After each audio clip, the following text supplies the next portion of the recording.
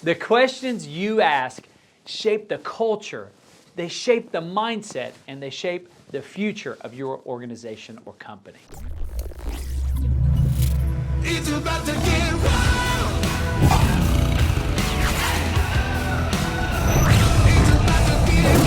Welcome to Wild Wednesday, your 3-minute boost for leadership, culture, sales and marketing, and business breakthroughs to help you, I'm talking to you, to help you win the day.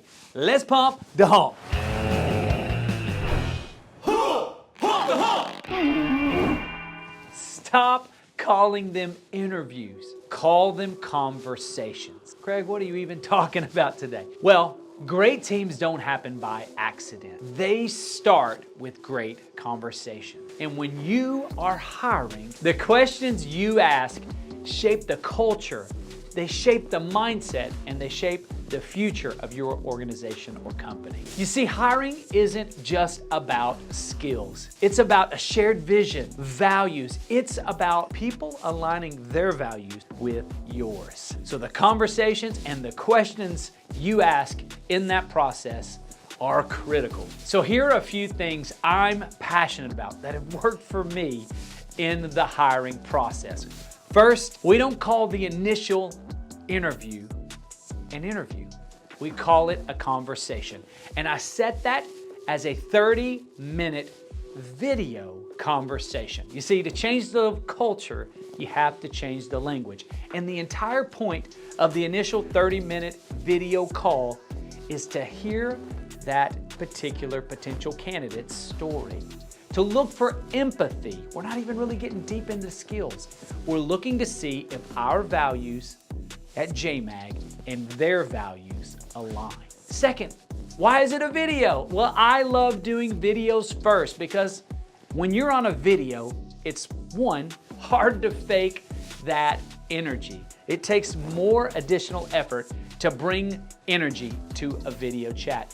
Second, it gives you a glimpse into their environment. Can't tell you how many calls I've been on and I see a poster and I'm able to ask a question or I get an insight into their family that's on the wall.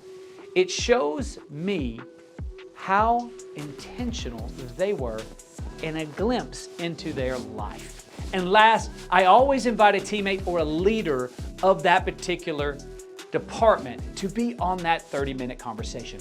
And during that conversation, we're asking about story. We're asking about values. We're talking about who we are as a company, but we're listening well to look for empathy, connection, and heart.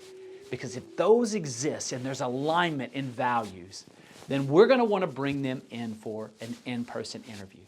And by the way, when that 30 minutes is over, I'm looking at that teammate and I'm asking them, do you want to work with them? Because I want their investment.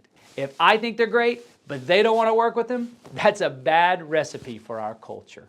And a little bonus, if the teammate feels good about it and they want to move forward with an in-person interview, I always send a message to that candidate and tell them to take the night to think about what we spoke about and text me in the morning to let me know if they're all in to keep moving forward with the conversation.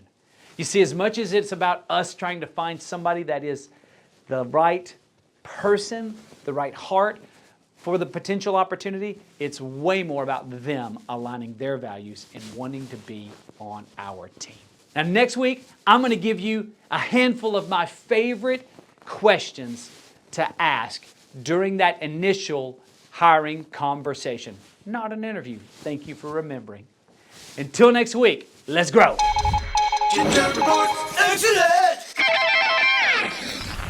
Most sales aren't lost because of a bad pitch, they're lost because of a bad follow-up. Following up is where the real money's made, so let's break it down. Number one, timing matters. The quicker you follow up with somebody, the better chance you have. Grant Cardone says if you follow up with someone in the first 5 minutes, you have a 10 times more likely chance of closing that deal. Number two, add value, don't just check in. Instead of saying just following up, add something useful, a limited time offer, a new insight, or even a testimonial. And number three, mix up the medium. Call, email, text, private message. Everybody has a different way that they want to communicate. So find your customer's preferred method of communication and use it. Number four, Be persistent but respectful. 80% of all deals close after 5 follow-ups. Stay consistent, but don't be annoying. Following up isn't nagging. It's demonstrating that you care and that you're committed to helping. So master the follow-up and you'll master the sale. I'm out. We'll see you next week. Stay wild. It's just demonstrating that you care, and I still forgot the other line. Yeah, they start with conversations. Gosh, doggies. Oh man, I burped.